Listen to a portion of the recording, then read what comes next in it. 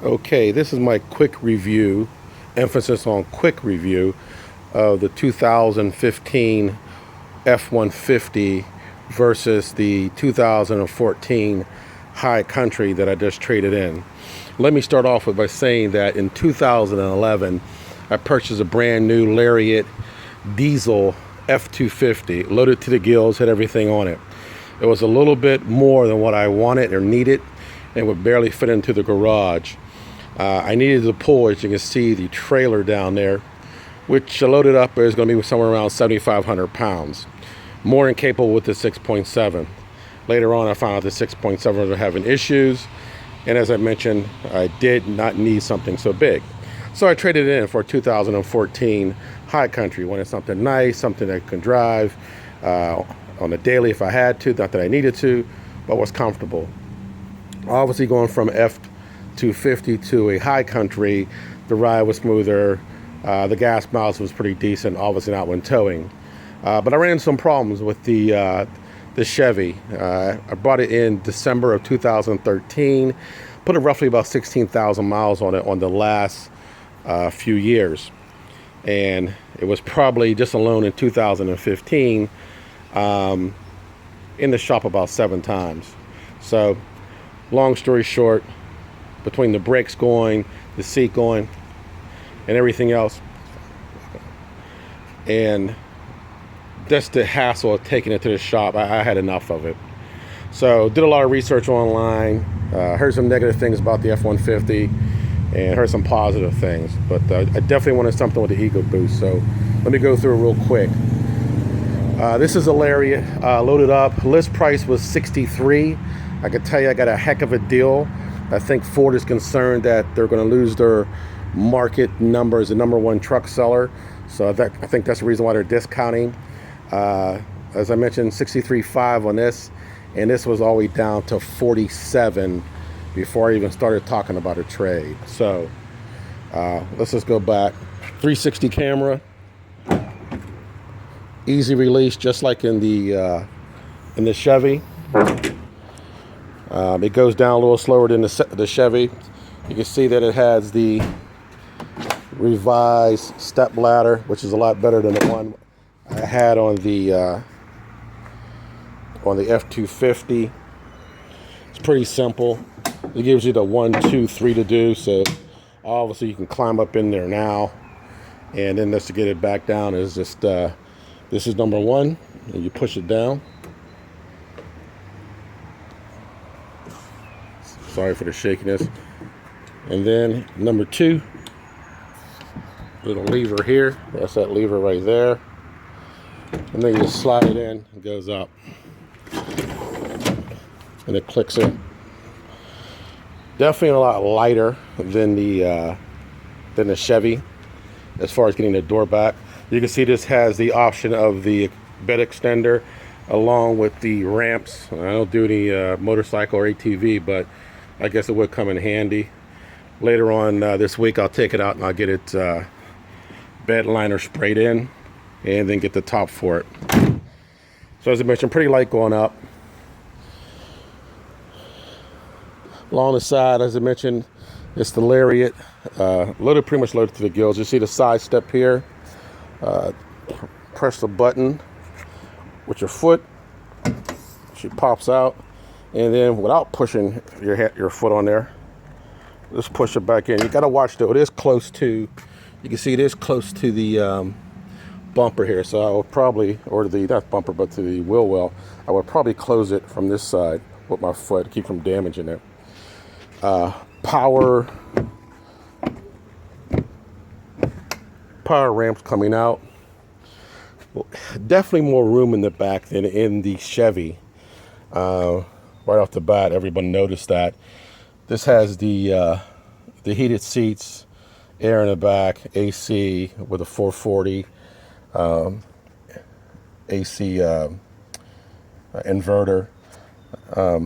This is an all-weather mat that came with it. It was extra as well. And I can tell you the quality and the size of the all-weather mat, price-wise, $95 for the set, for the back and the front, but way thicker than what Chevy had.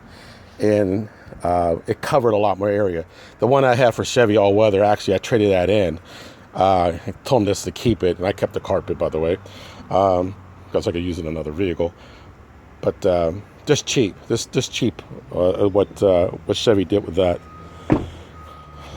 One thing about the doors, you'll notice they're aluminum, lighter than the regular door, and they don't close on the first time. So you got to give a little push when you close it. So as you can see on the inside here, as I mentioned, the weather mat, heated cool seats, pretty comfortable. A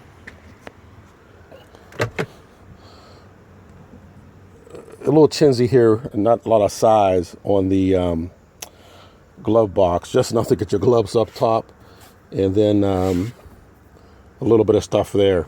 But yeah, definitely the Chevys was bigger than the Fords here. This has the option of the spotlights on the side, also with the towing mirrors. So there's a towing mirror there. You can notice down here you got the camera and radar system. So here's the radar, and underneath there you can probably see there's the camera that they have for the 360, which I'll show you in a second.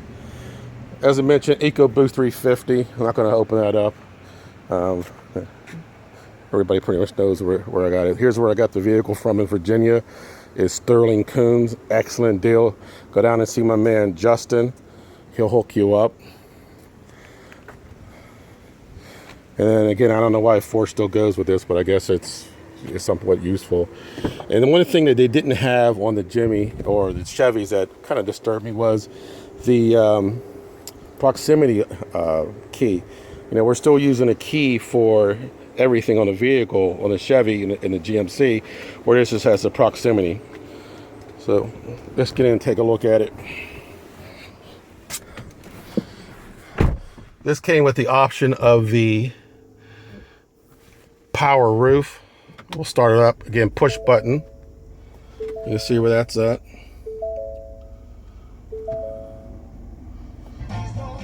Sync has connected your phone and is reminding you that 911 assist is set to off. Yeah, that comes on all the time. That's kind of disturbing. But here you go with the roof. One push button takes you back, and another push, she'll take it all the way back. So pretty nice. The wife liked that one. But I can tell you, even though it's tinted, it's still got a little warm in here in the sun, you know, bringing it back.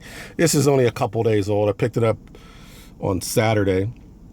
Drove 3.5 hours out of Pennsylvania to go down and get it. So this, like I said, this is the second time I've got a vehicle from these folks. Okay, so let's take a look at it. We'll take that off. So it does have the navigation. It's got Sirius right now. I'm not sure how long that goes. I need to check. I don't know if it's 6 months or a year. Obviously, it has the 2 high, the automatic, the 4 high, and the 4 low with the locking differential. This differential for this vehicle is 3.31. I wanted the 3.55 for better towing, but it didn't come with the trailer package, and you're going to lose something else on it. It does have lane departure. You can see that. That would be right here. And then it has park assist. This will park itself. I tried it the other day. It worked pretty good. I know next year in 2016 they're coming out with the trailer where they can help you back up. Also in here it has the cruise control where you can set the distance. It actually worked really well. I drove back and you can see the speedometer. When I picked this up, it had about 30 miles on it.